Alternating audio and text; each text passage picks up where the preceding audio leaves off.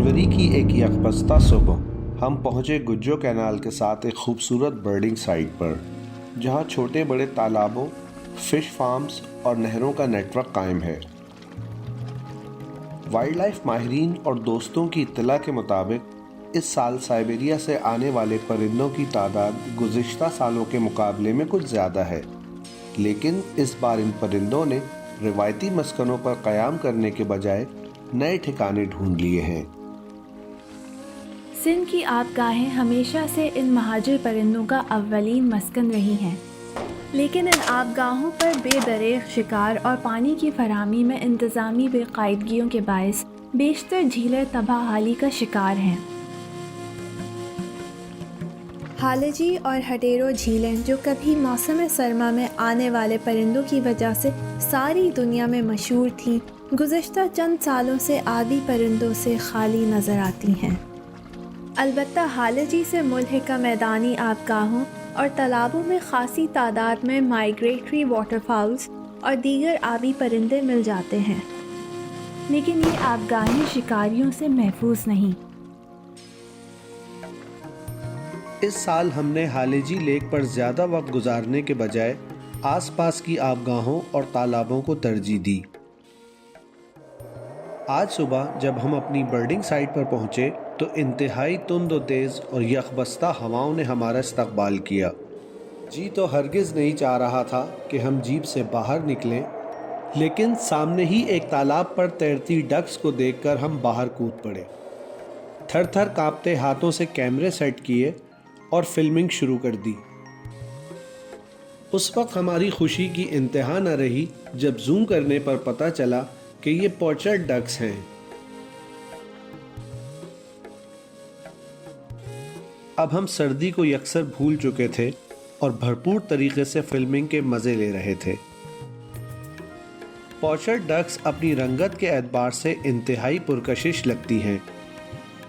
इनके आस पास ही हमें चंद tufted ducks भी नज़र आईं, जो पाकिस्तान में बहुत ही कम आती हैं।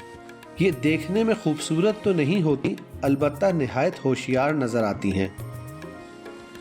टफ्टेड डक्स और पोचर्ड्स दोनों का शुमार डाइविंग डक्स में होता है, यानी ये दूसरी बतखों के मुकाबले में निस्बतन गहरे पानी पर क़याम करती हैं और डुबकी लगा लगा कर पानी की तह से खुराक हासिल करती हैं।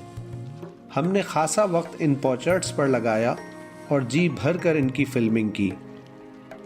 इनसे फारिग होकर हम एक मर्तबा फिर आगे बढ़े और अगले ही तालाब पर हमें ढेरों टील्स और शॉवलर्स तैरती नज़र आईं।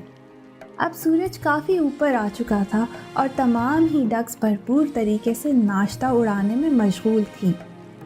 मैलर्ड, पिनटेल्स, शॉवलर्स, टील्स, गैडवॉल्स वगैरह डैबलिंग डक्स कहलाती हैं, जो पानी की सतह पर ही तैरते हुए अपनी चोंच और गर्दन पानी में डुबोकर खुराक तक पहुंचती हैं, और ये मंजर काबिले दीद होता है।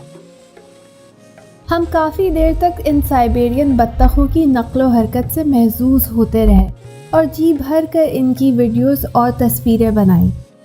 जब हमारा दिल इन बतखों से भर गया तो हमने मज़ीद कुछ एक्सप्लोर करने का इरादा किया। हमें अंदाज़ा ही नहीं था कि आज का दिन हम पर कितना मेहरबान होने वाला है। इसी ट्रैक पर आगे चलते हुए हमें अपने बर्डिंग फ्रेंड्स मोहम्मद सादिक और सलमान अहमद मिले, जिनकी मदद से हम पहुँचे कॉटन पिग्मी गीस तक। ये बड़ी ही खूबसूरत और नायाब किस्म की बत्तख होती है, जिसे कॉटन टील भी कहते हैं। ये पाकिस्तान में बहुत ही कम तादाद में और कभी कभार ही आती हैं। इस बत्तख का ताल्लुक पर्चिंग डक्स ग्रुप से है, जो दरख्तों पर घोंसला बनाकर बसेरा करती हैं और खुराक के हुसूल के लिए ऐसी आबगाहों पर उतरती हैं जिनकी सतह पर बीज और पौधों की शक्ल में खुराक मौजूद हो। हमने बड़े इत्मीनान से जीप में बैठे बैठे इनकी फिल्म बनाई। इनके आसपास ही हमें फेजेंट टेल जकाना भी मिल गया।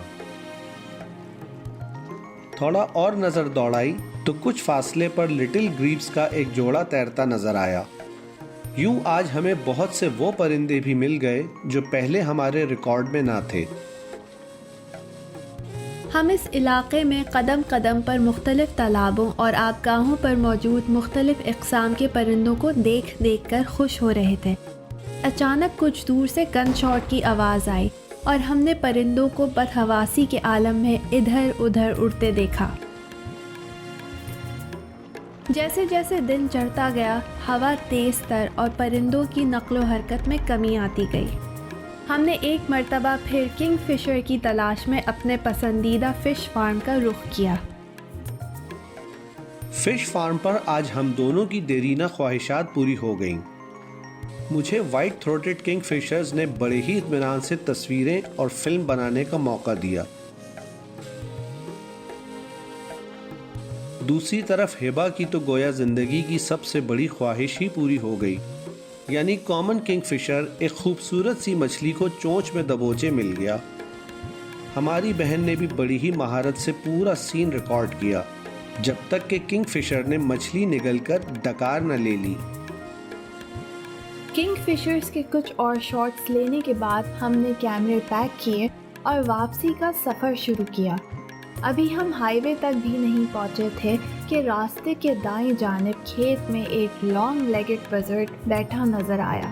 میں نے جھٹ کیمرہ نکالا اور جیپ میں بیٹھے بیٹھے اس کا فوٹو شوٹ کر ڈالا، اور یوں ہمیں جاتے جاتے ایک اور شاندار لائفر مل گیا۔